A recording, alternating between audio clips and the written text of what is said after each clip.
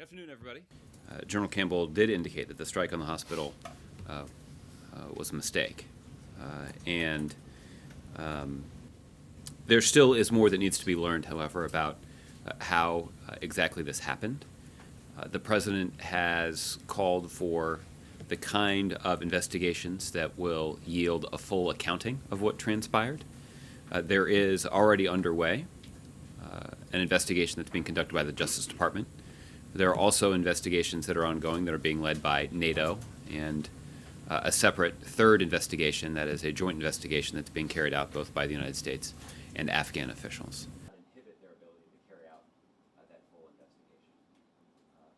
This is something that the United States takes quite seriously. In fact, the Department of Defense goes to greater lengths than any other military organization in the world to prevent civilian casualties.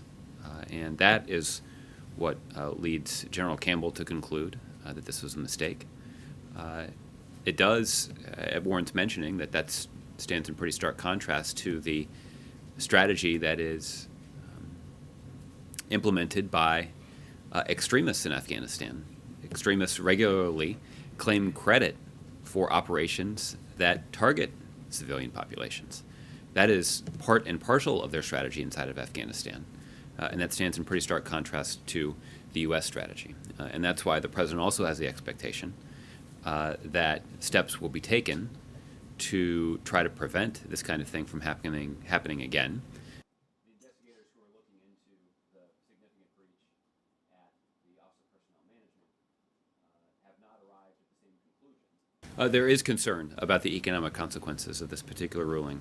Josh, we're aware of that ruling, and while we're reviewing that ruling, we're disappointed that the court has struck down an agreement that since 2000 has proved to be critical in protecting both privacy and fostering economic growth in the United States and the European Union.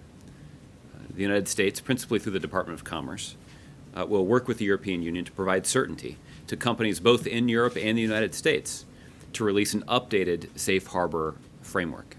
Or at least revealing more information about what we know about the possible outcome. We have a variety of concerns about this specific ruling. One of them is that we believe that this decision was based on incorrect assumptions about data privacy protections in the United States.